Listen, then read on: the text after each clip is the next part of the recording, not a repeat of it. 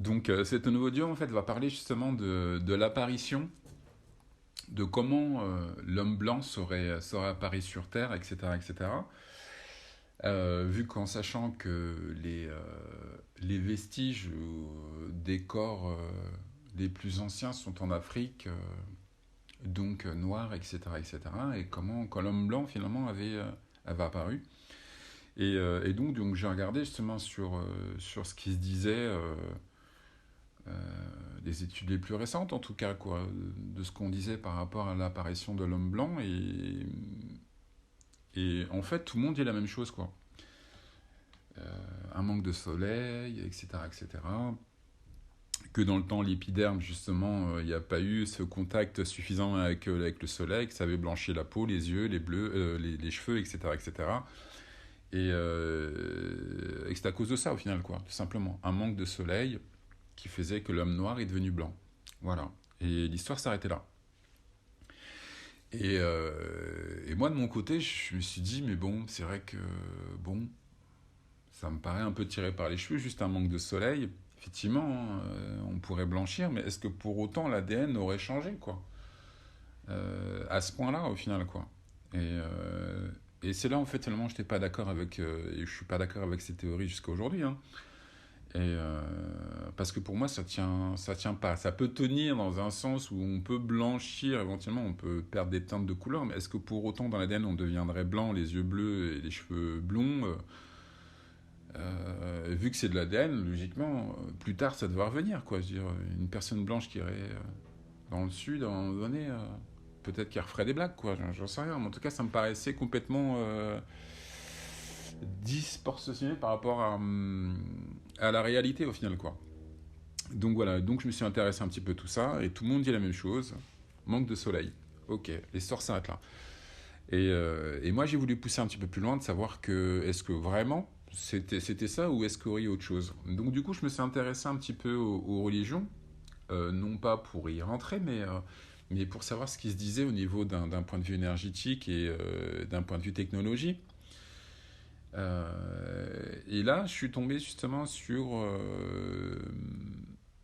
une vidéo d'un Rav, un Rav, c'est un rabbin, qui parlait de la Torah justement, qui a eu une explosion énorme, un rayon lumineux, mais comme jamais on a vu sur Terre, etc., etc., que ça aurait fait la montée des eaux, et que c'est ça qui aurait produit au final le déluge et tout le reste, quoi. Mais ça partait d'une explosion, d'une grosse lumière lumineuse, etc., etc. Et je me suis dit, bon, ben, est-ce que finalement, ce serait pas intéressant de partir du point zéro, notamment du point zéro de cet impact, de cette explosion, de cette radiation qu'il a dû avoir, si vraiment il y a une explosion sur une bonne partie de la planète, ça a dû se voir et qu'il va y avoir des conséquences physiques encore aujourd'hui, visibles, etc., etc. Donc voilà. Donc je suis parti sur cette explosion-là, et de référence avec à Tchernobyl ou Fukushima, justement, quel impact ça aurait pu avoir sur l'homme, sur la nature, sur les animaux et tout ça. Et on voit bien qu'il y a une force de radiation énorme, qu'il y a eu des mutations physiques, des gens qui sont apparus sans bras, sans jambes, enfin voilà, des choses un peu qui sortent du cadre entre guillemets normal, sans radiation, sans rien du tout. Et je me suis posé la question, est-ce qu'éventuellement, cette explosion qu'il y a eu dans le temps, est-ce que ça n'aurait pas eu aussi un impact direct sur l'homme, sur les animaux, qui serait éventuellement visible encore aujourd'hui, quoi. Donc assez rapidement m'est venue l'idée des albinos. Savoir que ça serait, en fait, ils auraient tous les caractéristiques justement d'une forte exposition à un rayon, à une radiation, qu'aurait totalement blanchi, délavé, oxydé la peau, les cheveux et les yeux, euh, pour en devenir justement une personne blanche aux yeux clairs et aux cheveux clairs, quoi. Et là, déjà, ça me paraissait déjà plus plausible. Et je me suis dit, c'est peut-être ça, en fait, la clé, quoi. Tout simplement, qu'il y ait une explosion, une radiation, ça a totalement blanchi une partie de la population humaine sur Terre, à cause de son rayon, tout simplement, quoi. Et c'est pour ça qu'on retrouverait des gens du nord plus clair et dans le sud beaucoup plus foncé, noir, parce qu'ils avaient tout leur capital de mélanine à son maximum, quoi. Et donc voilà, et je suis resté sur cette option-là, de savoir que une explosion pourrait provoquer justement ce blanchiment de l'épiderme, cette annulation totale de mélanine, etc., etc., etc., que ça serait possible au final, quoi. Et vu que ça se répète énormément dans beaucoup de populations, de me dire, enfin, ça serait visible dans l'espace au final que ça aurait pu toucher énormément de monde, vu qu'il est dit que ça fait énormément de dégâts, etc., etc. C'était dévastatrice, vraiment, cette explosion. Et que ça aurait pu créer justement dans un rayon sur le globe de la Terre un effet du plus clair au plus foncé. Donc voilà, et donc ça m'a amené justement à me poser la question de savoir, ben, effectivement, les albinos, ce serait justement le condensé de tout ça, ce marqueur au final, quoi. Ce marqueur d'un manque de pigmentation, de mélanine à un moment donné qui a été fatal, quoi. Et donc je me suis posé la question de savoir est-ce que les albinos auraient aussi les cheveux blancs parce qu'ils ont été exposés à cette exposition de radiation, et en faisant le parallèle avec nos anciens, c'est-à-dire une personne de 60 ans, imaginons, hein, qui avait les cheveux blancs. Nous, ce qu'on dit que c'est la vieillesse, mais pour moi, je me dis que c'est cette radiation, c'est ce rayon, en fait, qui a fait que dans le temps, les cheveux ont été, ou la peau a été délavée de cette pigmentation, de cette mélanine, etc., etc., etc., et qu'on retrouvait ça chez les albinos, alors que eux, ils naissent comme ça, quoi, parce que ça s'est inscrit finalement dans leur ADN quand il y a eu cette explosion, cette radiation, elle s'est mélangée, il y a eu fusion au final, hein, de cette radiation avec l'ADN humaine, euh, qui avait, en tout cas, ce rayon qui avait totalement éliminé la mélanine, et c'est pour ça qu'on retrouve les albinos totalement blancs, les cheveux blancs, les cils blancs, enfin tout est fait par rapport à ce manque de mélanine de ces catégories de personnes-là.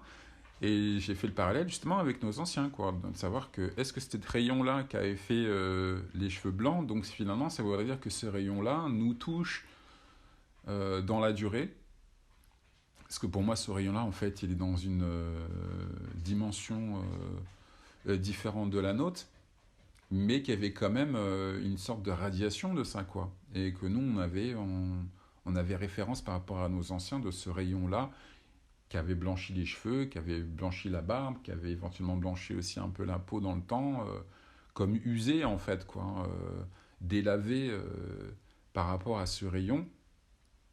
Et donc j'ai fait la référence entre cette énergie-là, qui a eu une explosion, les albinos, ça serait justement la conséquence, la cause de leur albinisme, et qu'en vieillissant, les gens avaient les cheveux blancs à cause de ce rayon-là, à cause de cette radiation-là.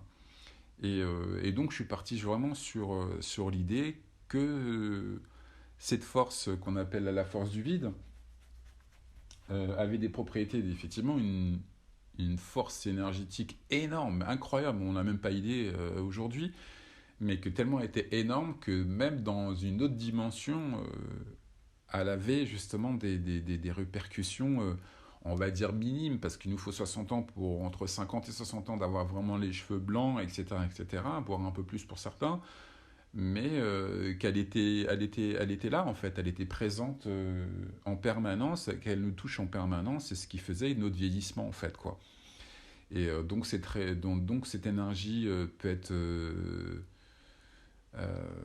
une énergie nouvelle, et c'est pour ça que tous les physiciens la cherchent. Et d'un autre côté, justement, ça serait ce rayon qui fait notre vieillesse, donc qui nous tue au final, quoi.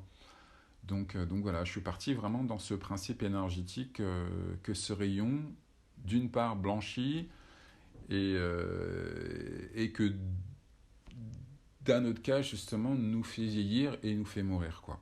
Donc voilà. Et ça, justement, la marque la plus visible chez l'homme, ça serait justement ses cheveux, et ses cheveux, ce sont ses cheveux blancs, le marqueur de ce contact, de cette radiation dans le temps, qui témoigne qu'il y a une énergie qui a directement un impact sur nous, sauf qu'aujourd'hui, on ne l'a peut-être pas forcément en tête, parce qu'on vieillit, bon, bah, c'est normal, on a les cheveux blancs, mais on ne se pose pas trop la question, pourquoi justement on ne produit plus cette mélanine, pourquoi ceci, alors que l'organisme se régénère en permanence. Mais à un moment donné, il en est usé, fatigué, rincé au final quoi, de tout ça, et que l'énergie gagne dans le temps. Et ce qui ferait justement nos cheveux blancs. Et donc je suis parti sur cette idée des cheveux blancs pour étayer ma théorie qui suit. Et ce qu'il faut savoir, c'est qu'il n'y a pas que, il y a pas que l'albinisme humain, en fait, quoi. Il y a aussi animalière. Il y a beaucoup d'animaux qui sont albinos, des lions, des tigres, des rhinocéros. Enfin, c'est énorme, quoi, le nombre d'animaux, justement, qu'on ce problème d'albinisme ou blanc, tout simplement. C'est parce qu'ils ont été en contact. En fait, leur ancêtre, finalement, a été en contact aussi en même temps que nous, les humains, avec cette radiation, et que finalement avait blanchi aussi les animaux. Parce que si c'était que les humains, on pourrait se poser la question, se dire, bah tiens, on n'est que humains, ça nous arrive qu'à nous. Mais au final, ça ne nous est pas arrivé qu'à nous, ça arrivé aussi aux animaux, quoi.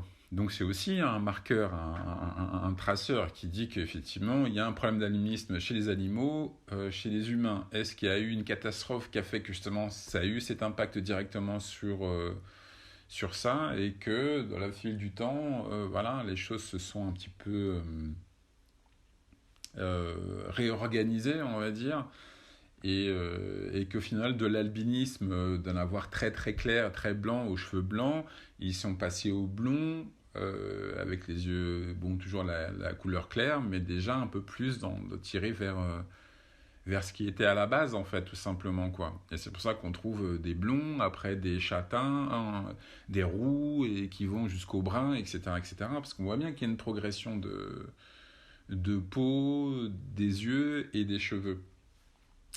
Donc voilà, en fait, l'idée que justement l'albinisme, ça serait vraiment le témoignage de cette explosion. Et ce que ça donnerait justement si on serait exposé à ce rayon, on deviendrait comme ça, quoi. Et je pense assez rapidement, quoi.